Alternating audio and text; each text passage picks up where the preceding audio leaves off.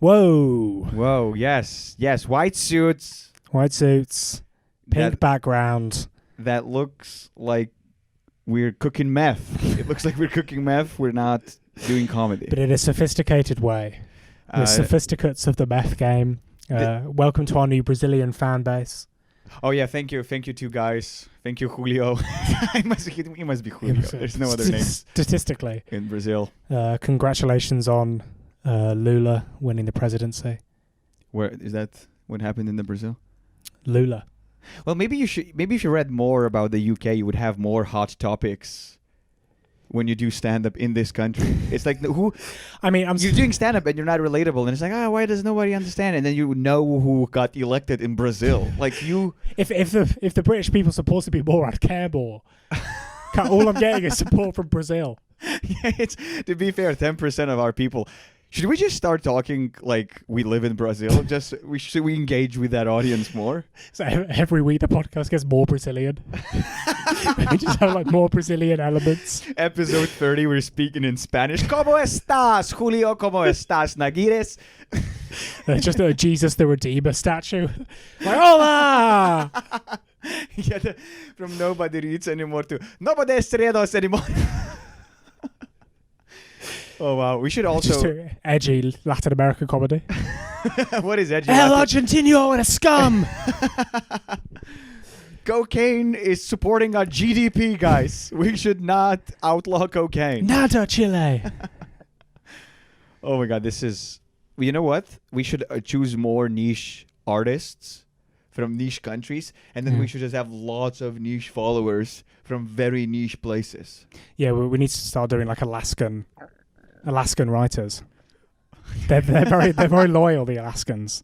Have you ever heard of the basketball player who got invited by Kim Jong-un? Dennis Rodman, yeah. Should we see if Kim Jong-un wrote anything and then cover his short story? You think he doesn't Google his name on YouTube or doesn't put his name short stories?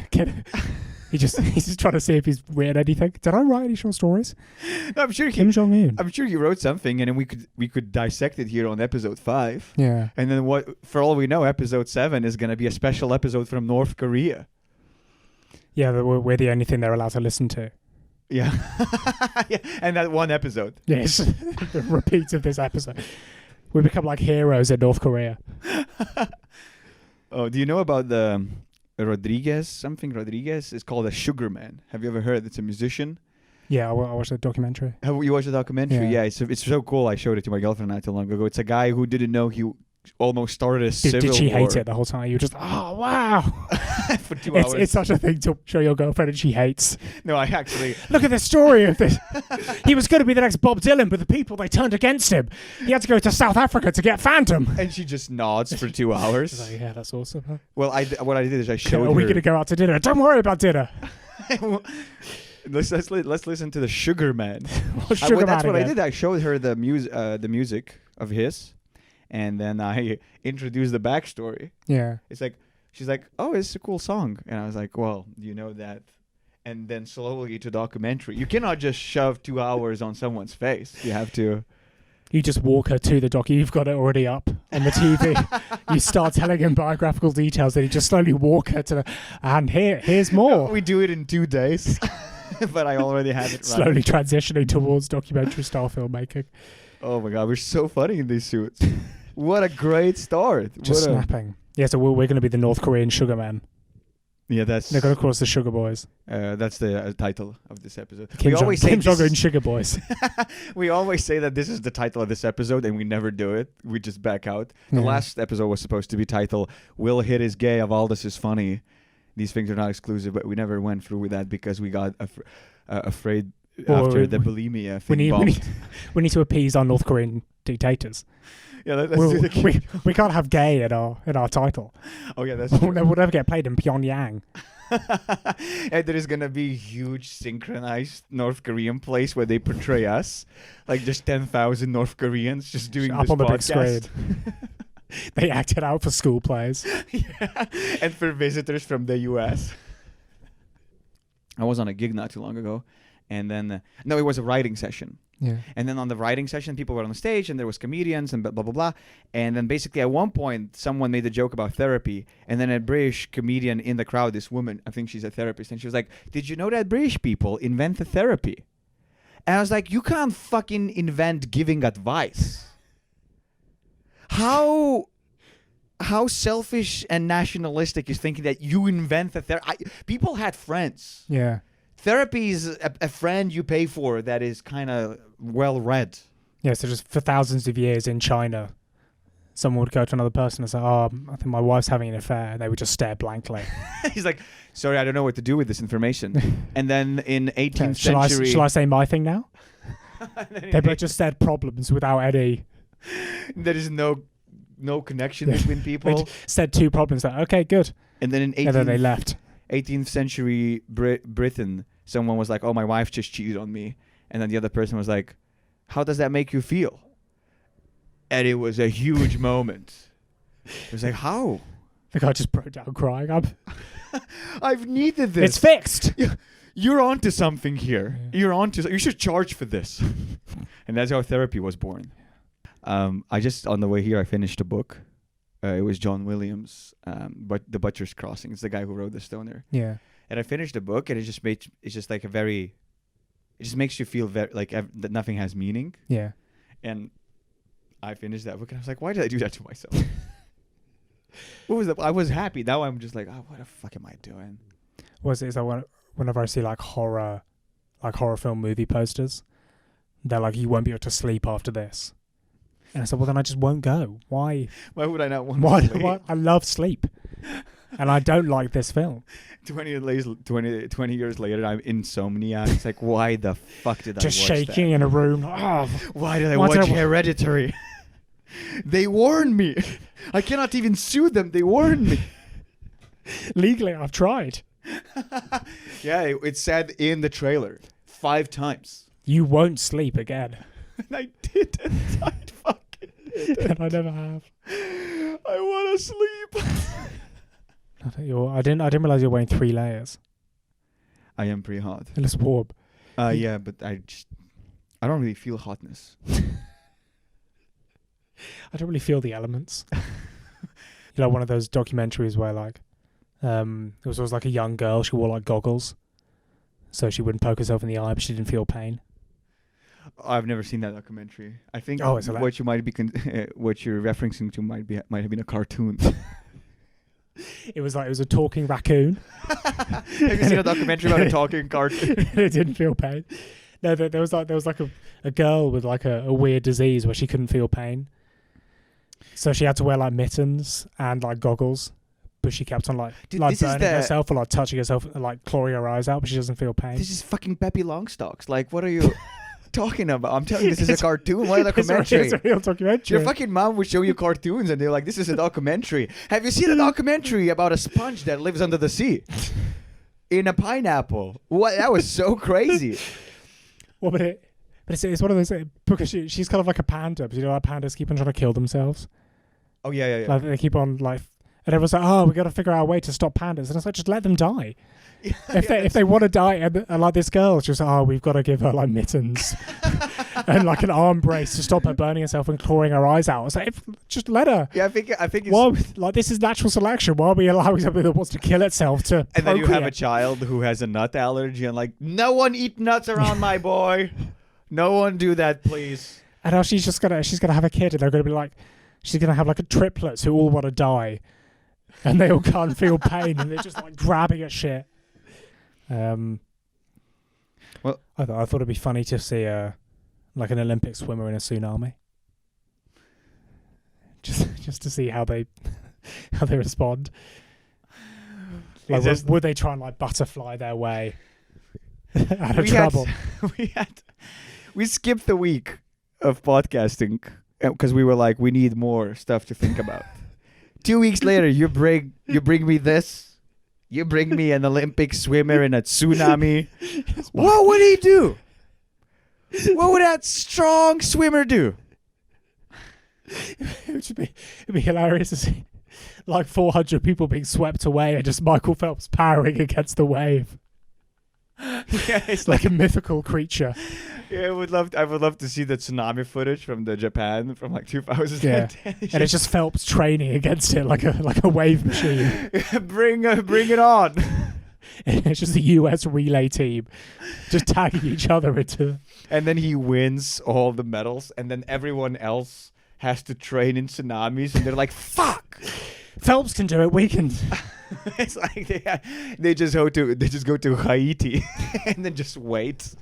He's like, why are all these professional swimmers in our country right now? They're waiting for tsunamis. It's like, when like a cow lies down, there's going to be like a storm. It's like if you see like no, I don't know. If you see no, I don't know. No. No, don't present this as if I should go. Oh yeah. When a cow lies down, there's a storm. Who doesn't know that? When cows lie down, that's what they can sense storms. Yeah, well, I get birds. Like we have in Lithuania, we say when the birds are flying low, but that's because they're feeding. Yeah. On before the storm. Yeah. Why would a cow lie down? They can just sense it. Yeah, but why? He's like, oh, a storm's coming. Let's get closer to the ground. Trying to make them so smaller. It's just half a foot off the ground anyway. Like, what is that gonna? What kind of cows? What kind of cow? So you're telling me that before cows developed this evolutionary trait, during a storm you could see cows just being swept around until they figured it out. It's because there's farm equipment. So there's just like scythes, like spinning, just killing cows that are slightly taller. Cows hitting tractors. Just clotheslining cows. And then there's one cow that lies down. It's like, fucking. We all should do it. This guy's smart, man. And that cow was like, I'm just fucking lazy. So the same way you can tell if there's going to be a storm as a cow lies down. It's like if you see like 8 Olympic swimmers turn up in your village. there's gonna be a tsunami. They're like meteorologists. Every Olympic swimmer has to have like a background in meteorology. They just come riding in on waves like in the fucking news, Aquaman. In the news, they're like, we thought that the winter is almost over, but they're still here. It's like the groundhog from the Groundhog Day. There's a festival where they uncover the swimmers, and if they're still there, we should still stay very high above the sea level. You whip off the thing. It's just like Chad Leclos.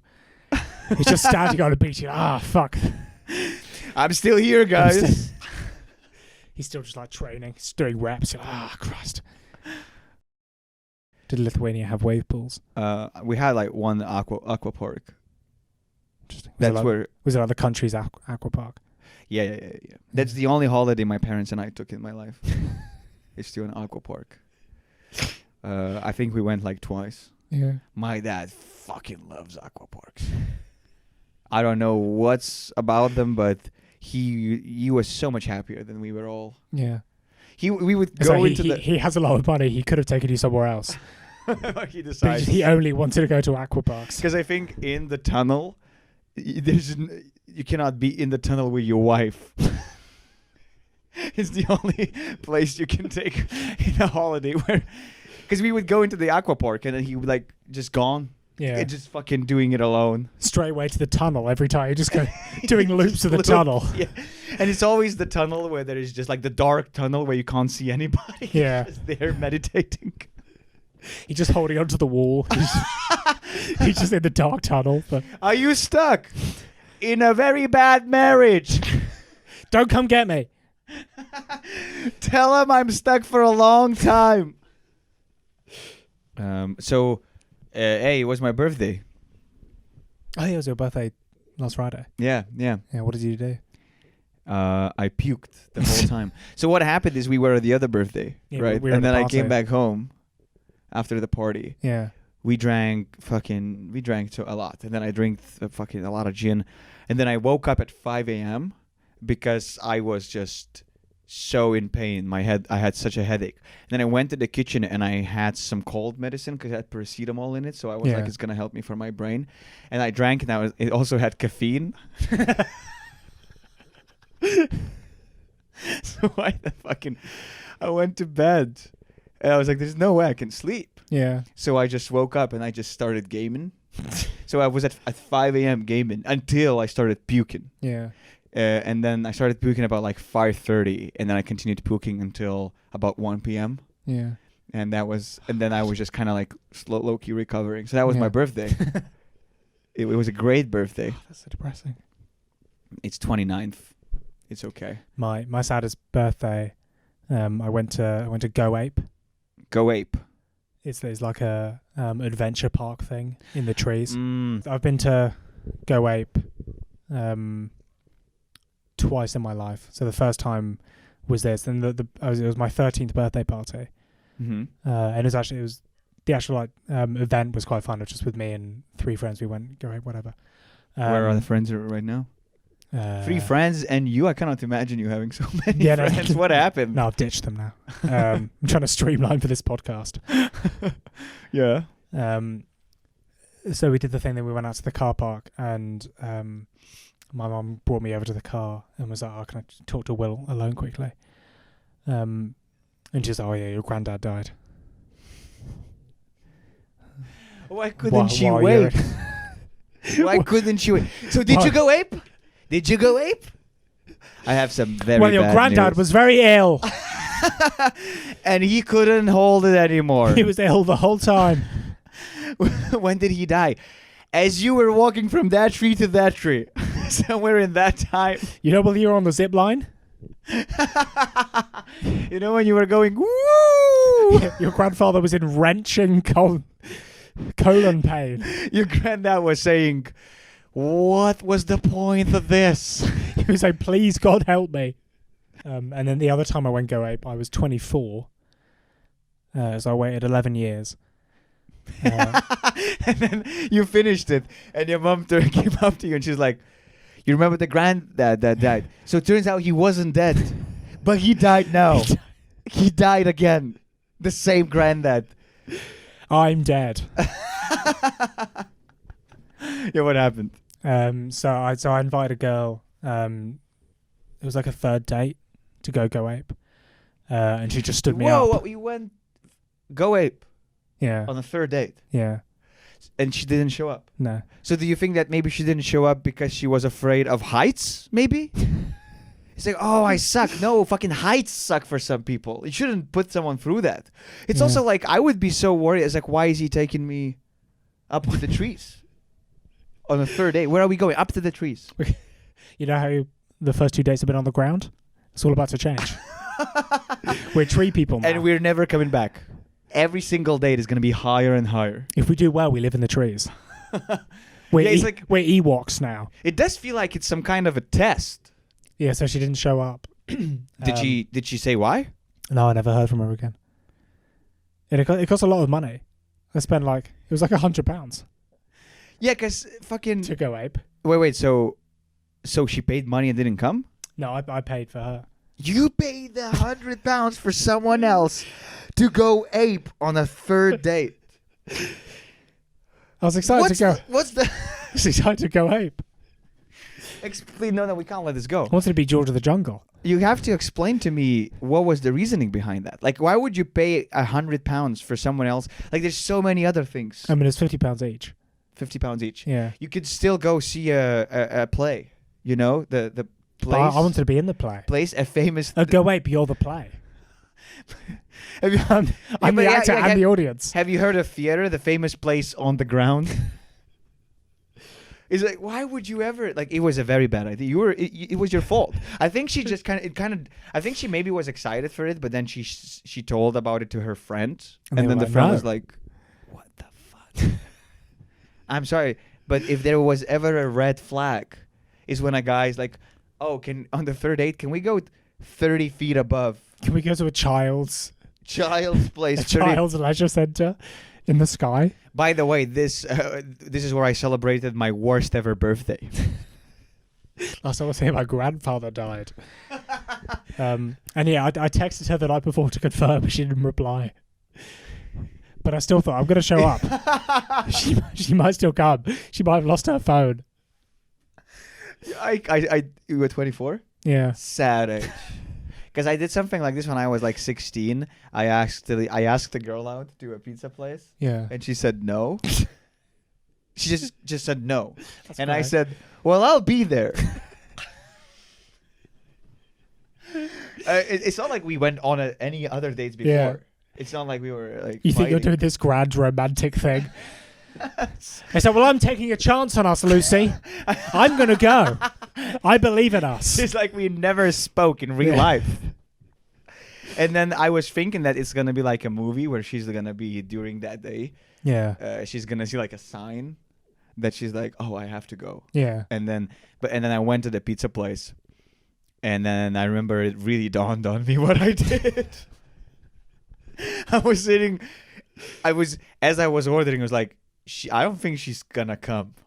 It was a very sad pizza. It was the saddest pizza of my life ever. I still remember what was on it. Yeah. Sausage. Not even pepperoni. Have you seen the Before trilogy of films? Before? Yeah. Oh, So it's like Before Sunrise, Before Sunset, and Before Midnight or something. it's gonna sound quite romantic of me, but I saw the first two. Yeah. And then I'm keeping the third one for when I'm in a romantic place in my life. I thought you were going to say when you're in a romantic relationship. And this is the one this I'm is in, not not it. the one. I'm saving it for someone else. Imagine my girlfriend's like, well, should we watch the third movie? No! Why not? Well, let's watch the first two. Let's watch the first two again. Let's build up the first two. Yeah. So at the end of the first one there, so if you haven't seen Before Sunrise, they have like a really romantic day in Austria, like Vienna, whatever. Mm-hmm. Yeah, I've seen the first two, yeah. Yeah, this is for the audience. Yeah. Oh, yes. Oh, This is for our Brazilian fan base. Sorry, North Koreans. Coming to us live from Brasilia. Yeah, so they had this kind of romantic day in Austria or something. And then at the end of the day, they're like, let's meet in 9 months. Mm-hmm. At this same train station, and then I think the guy shows up, the girl doesn't, whatever, and it's like you're doing that to someone that you've never met. You're making this really grand romantic thing into nothing, and then and it's like, let's meet to the pizza place. I'm going, and she's like, I don't know who you are. and then second movie is he becomes famous, and guess who's back? Fucking wrote a book Guess about what? her. Gold Digger is back. It's such a romantic movie, but now that I think about it. Yeah, if you just written a successful book about going to the pizza place, she would have. Yeah, do you think she would have done the same if she saw him in a mugshot? I don't think so. So I was at Go Ape. Yes, Go Ape. The girl didn't turn up, but I thought I'm going to do it anyway. The saddest zipline. So Yay! I spent £50. So I'm going to use my Go Ape ticket. So I just You should have gotten a homeless guy with you. When I was working in a hotel once, some woman came in and she was like, I want to cancel. Yeah. I want to cancel the because I just cannot stay and I want to get a refund. And we were like, well, it's too late to get the refund. Yeah. And then she was like, give me the refund or I'm gonna get angry. And we were like, well, what are you gonna do? And then she just brought a homeless guy and she was like, he's staying in my room. And we couldn't say no. Yeah. It's paid for. And this homeless guy with like a head wound. And a fucking just stinking homeless guy. He dies in the room. In a 4-star hotel. He was about to go to the hospital. She dragged him. So now you're sleeping in my room. Dude, he was so baffled because for him it was the craziest 2 minutes ever. Yeah. It's like, he was in the room, like he got the breakfast and everything. And it's like that's all he needed. Yeah, he's back on track. It turned his life around. He's doing like TED Talks of this one woman's generosity is how I'm now the head of IBM. It's either generosity or vengefulness. So you were doing it alone? Yeah, so I went alone. And so it was just me and the instructor. Mm-hmm. And I told him that like a girl had stood me up. Oh, you told him? Yeah. Because he was like, you've booked for 2. Oh And I was man, like, oh well, that's so. a girl was better be here, but she's not. So and he kept on And it's like, and you're 24. And you're how old? 20. Wait, you're the kid whose grandpa died here 13 years ago. I'll never forget your tears. They're just balloons. It's like you're the millionth customer balloons. They just clouds. Yeah, there is a camera and you're being shown on a football game screen 10 miles away. So I want the first series of Punk'd. We killed your grandfather when you were 13. And then there was no girl. There was no girl. No one stood you up. No one stood you up. Is this the girl? Fake. AI pictures. It's a TV presenter in a wig. He's like, I'm not even that feminine. How did you fall for that? Okay, so he found out. So he found out. So I told him that there was a guy, and he kept on. So while we were going round the like platforms on Go Ape, he kept on pointing out women and asking if that was her. He kept doing that? Yeah, because he still thought she was going to come. So he was like, "Is that her?" And it's like, "No, it's He's never." Such an enabler. Yeah. If I was there, I'd be like, "This is a lesson to you. You're 24, but you're acting 15." I'm climbing up, and he's like, "You're a loser. Learn from this." When you're ziplining, watch Andrew Tate. He's just standing at the ball of the zipline, just punches me again. As you're climbing, he punches your fucking abs. He just has like a ruler. He's just whacking. Yeah. So what was he doing? He just pointing it out, just being nice. Yeah, and then eventually I was like, "Adam, it's not." You remember his name? Was Yeah, it's Adam. Adam, it's none of these women. So I can't believe you remember his name. What a day. So we just had to do it. It was like me and like 6 kids who were just like laughing. I am not gonna lie. Like this, you kind of brought this upon yourself. Yeah. You kind of brought this upon yourself. It's very sad. Yeah. Is that girl like? Okay, continue. How did it end? No, we just did Go Ape for like 90 minutes. It's a very long event to be trapped in. from you were like, oh, from my memory, this was way shorter. But then also, I was not alone. Yeah, and I just keep on falling off platforms and like I had to get saved by Adam. This was much more fun as a social event, but when you're alone, this is just climbing trees. Yeah. So you just finished, and then at one point, did you have fun? At any point? Maybe towards the end. Why? Because it was like the best.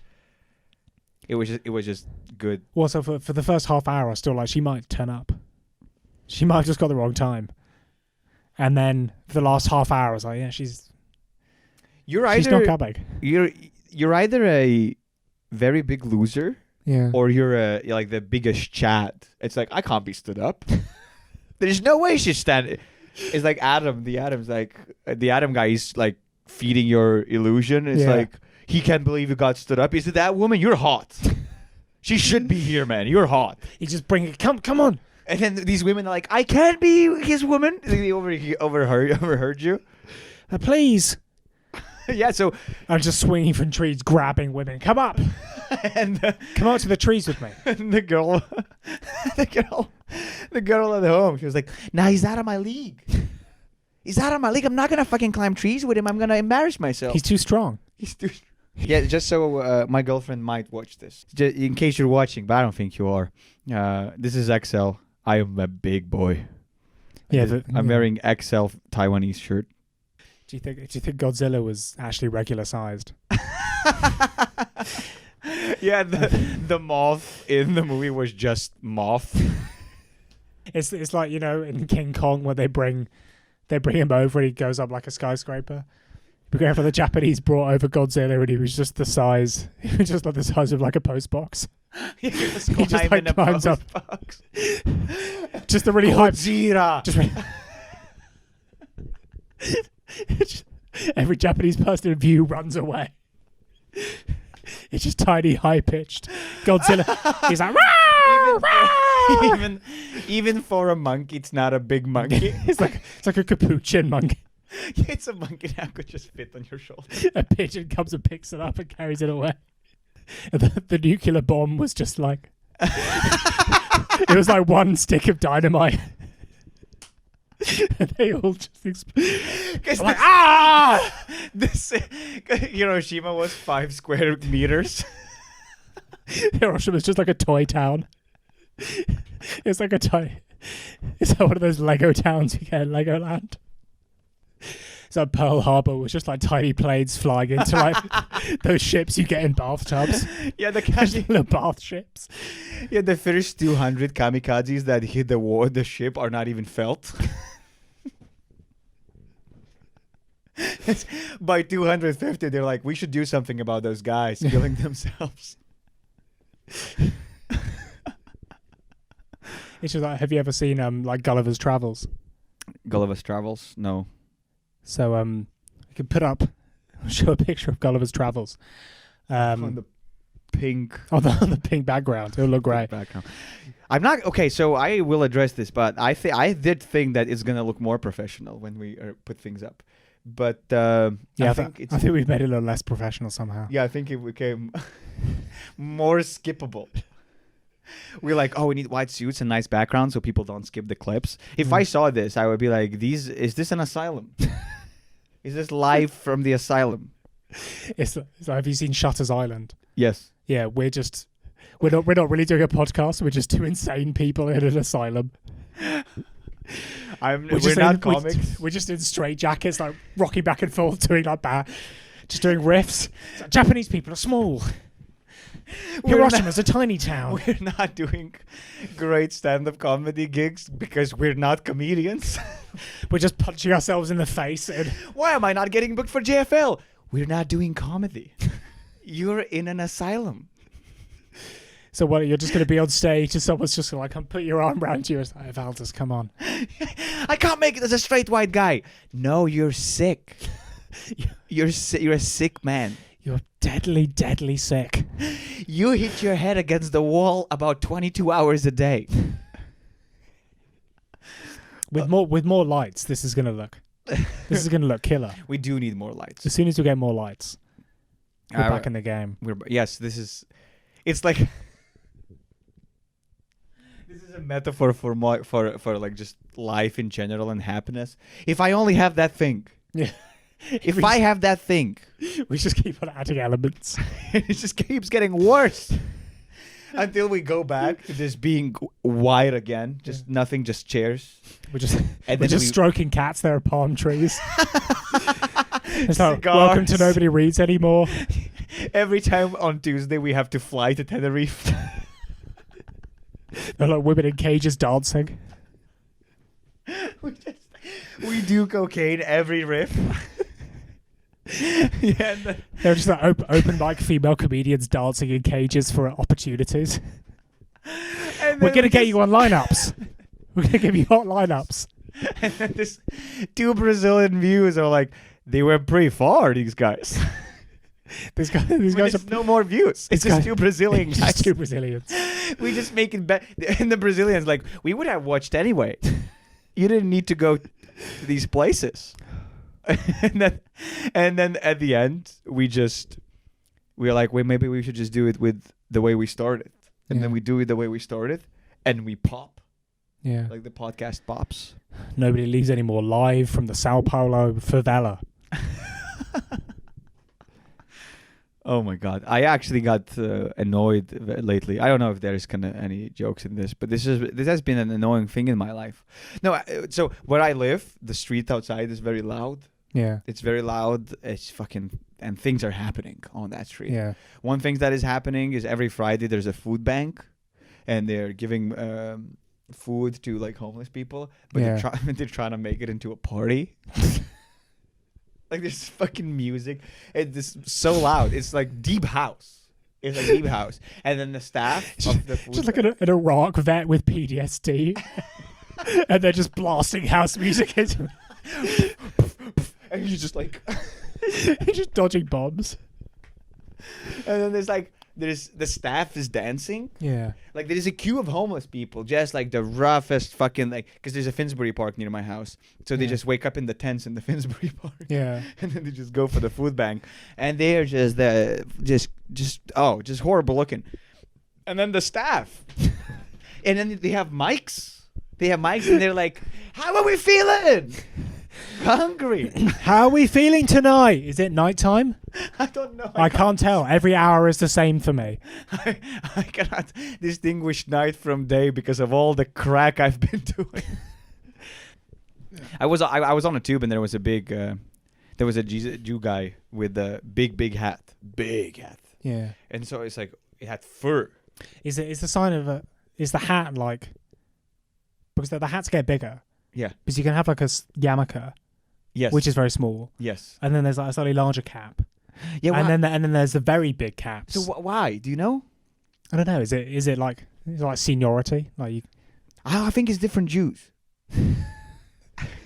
They're different breeds. I think it's different. I think they believe different things. They're different styles. Different hat means different religion, I think. Yeah. At least like different. It's the higher the hat, the more orthodox. They're trying to get closer to God. I feel like my hat is closest to the Lord. I feel like the smaller the hat, the less compensating. The less you're compensating. It's like a big car for religious dick. Yeah. But it's like I saw a guy with a big hat. I've never seen a hat so big. Yeah. Fur on the hat. Yeah. And then he had the biggest book I've ever seen. Such a big book. And he was on a tube. Honestly, that book was like one page was like this size. Yeah. Right? And he was reading that book in his big hat, big book. And he was reading on the tube, but he was also looking at all of us. And you could see that like he's like narcissistic religious. Yeah. Where he's like, I have secret knowledge. You have a weird hat. You have a weird hat and a big book doesn't mean clever book. If you're watching this. It'd be great if he opens it. It's just like a pop-up book. It's just like a lion. Like a zoo book. There's a pop-up book and there's a Jesus getting nailed.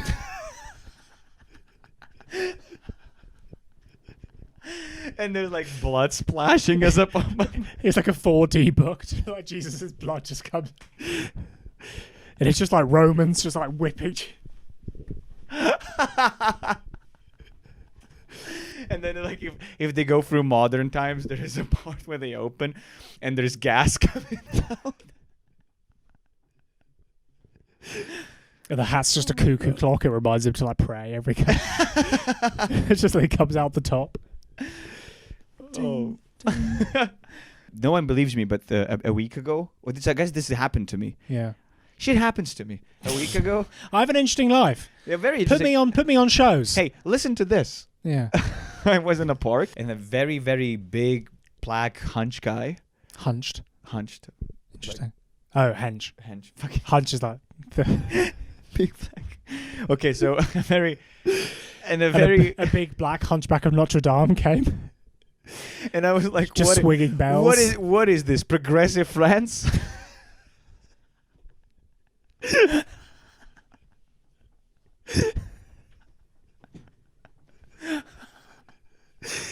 is woke Victor Hugo. The songs of the Notre Dame is just rap now. The girl can't say no to him because it's like she say no to a black guy. She has to fuck him immediately. It's a 10-minute film, but she has to fuck him immediately. And he is like, I have Spotify, a little hunch. No, it's SoundCloud actually. It's SoundCloud. What it's like, Flavor Flav. No. Okay, we'll put a Flavor Flav. I'm not gonna put anything. I'm not gonna put anything. That's too much work. It's so difficult to do. Too much work for 20 views. Okay, I will put it if the Brazilians comment. If you comment under the video, hey, I'm the Brazilian, and I want to see those visuals, I'll do it for you guys. This is a great riff, Flavor Flav. So it's a black hunchback of Notre Dame, but it's a hunched over Flavor Flav, and instead of a clock, he's wearing like a gold cathedral medallion. No, now I have to pretend like it popped up. Yeah, and then I compare it to what you just said, and then I laugh. Because it connects. We just lecturers. Wait, so your co-host is the audience, because that's what you're riffing to right now. It's a fucking solo podcast. I don't need you. So you be here, and I tell you what to put up, and then you put it up, and then I riff on that. You're just my slideshow. You're just like a laser pointer. It's just easy to point to cultural references. I'm just here because otherwise I didn't agree to edit. So guys, we're back with a hunchback black Flavor Flav with a. Oh god! Whatever I was saying is we could. Well, I can say still. So he was a henched black guy. Yeah, on hench. rollerblade. Fuck. Hench black guy. Why do all your stories involve rollerblades? Are you in a gang? Wait, what other story did I have with rollerblade? Or was you also rollerblade? You're like a rollerblader. I do rollerblade. So do you just attract rollerbladers? Well, maybe I just noticed more, but it's the first story. I've never had a story where I rollerblade. I went on a date once. I couldn't ride a bike till I was 16. Wait. You know when someone annoys you a lot? Yeah. And then you go like, you're always saying this. And then they're like, I never say this. And you're like, I guess you'd never do, but you just annoy me. He's like, you and your rollerblades. I mentioned them twice. Wait, what were you saying? Rollerblades? I went on a date once. And yeah, I couldn't ride a bike till I was 16. You are one of the most bullied men I've ever met. Yeah. I've never met anyone whose appearance doesn't match in your life as much as you. I'm a double agent incel. Why didn't you learn how to ride a bike? I don't know. Just we didn't do that as a family. Like I never had a moment where my dad took me out on a bike. Yeah, I guess it doesn't come down to you. It comes down to your dad being like, I want my son to be a viable. My son's going to be a rollerblader. So and now you hate rollerblades. Stop talking about them. You're like my dad. You're pushing these rollerblades on me. I want a bike. Every time I just twitch whenever you mention a rollerblade. It's like a big hit. Dad, I love you. Dad, I hate bikes. I want to be a rollerblader like you. So I could ride a bike. I could just rollerblade. And a girl once invited me on a date to go cycling with her family. No, you didn't. And I couldn't, so I just rollerblade behind the family. I was like 40 meters back, just like sprint rollerblading after this family. And then every time they get more speed, you're like, guys, this is past the point where I can stop. And then occasionally they would stop to like take a drink or like get a coffee or something, and I just like a minute later I'd be like, and then they're like, okay, let's go. No, I need some water, please. And they're having like a nice relaxing chat, and I'm just like a speed racer, just like hunched in like an It looks like you're fucking training for the weirdest marathon.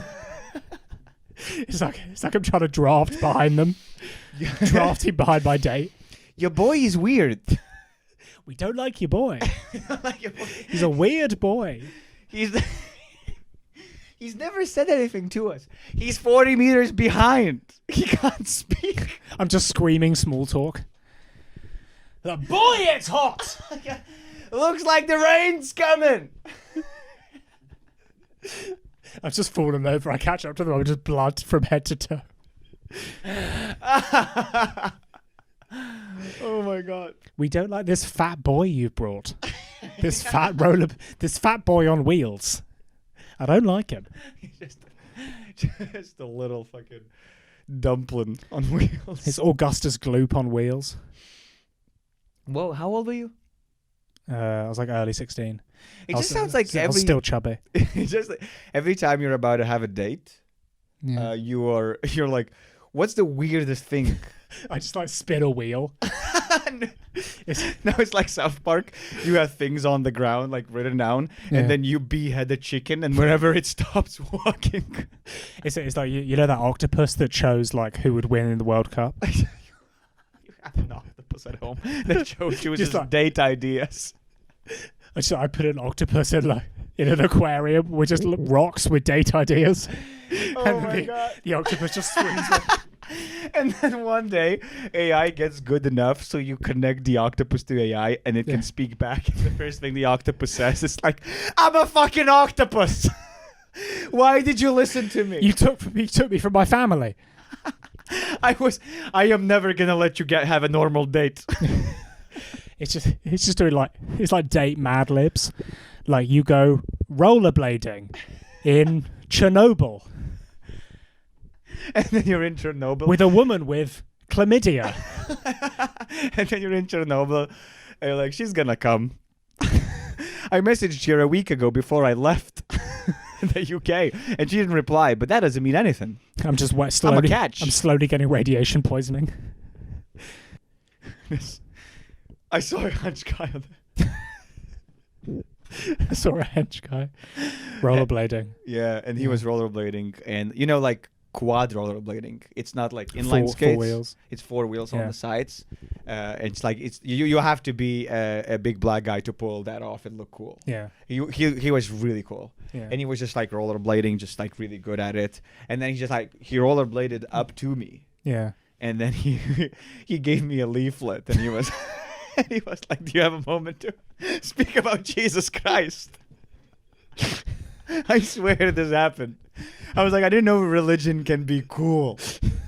He's like, how did he get you? How did he get you? That's great.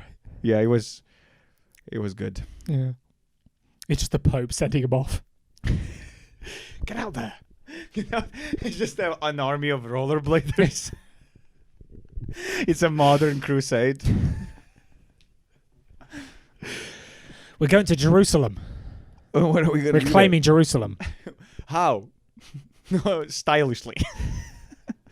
Do you want to talk about the guy who wrote the story that we're going to discuss today? Yeah, so in Nobody Reads Anymore, our critically acclaimed podcast. Or in Spanish, no puedo Bueno. Bueno, ¿cómo está? Bueno podcasto. Just fake Spanish for 2 hours. Fake Spanish for 2 hours and we get something right. According to the Borges infinity theory. If we keep on saying Spanish sounding words. Borges, guys? Borges, your guy. Borges? He's not even Brazilian. He's fucking Argentinian. I don't know about the Brazilians. There's cartel after us and we think they're fans. It's just like Pedro, whatever. Who's the fucking Pablo? Yeah, Pablo Escobar. Pablo Escobar is watching this. Like, guys, you have to watch. He just tunnels into the podcast. You know, and then every other viewer is a part of his gang, and they're just afraid to say it's not funny. Oh, I love those guys, right, guys? Just Pablo Escobar's number 2, just like cracking up. And nobody reads anymore. Dude, this is what we need. We need someone like very high in the criminal hierarchy. So he forces people to watch. Go like their reels. Go like their reels. I love those guys. Share it. Share your stories. We listen to on the Silk Road. We're really popular in like drug running cartels. And there is a guy who's like skinning other guy alive, and he's listening to us. He's just like cutting off someone's balls and he's just like laughing. Progressive France. I'm actually a black hunchback at Notre Dame. This is how did they get there? Yeah. Where's my money? He's like he gives one earphone to the guy he's skinning. You gotta listen to this bit. He's like, and the guy's like, just skin me, please. We're divisive. We're a divisive cast. Divisive cast. Oh my god. Wait, let me see where's the percentages before we go. Oh. All the black has rubbed off on the back of your suit. Really? It's like completely black.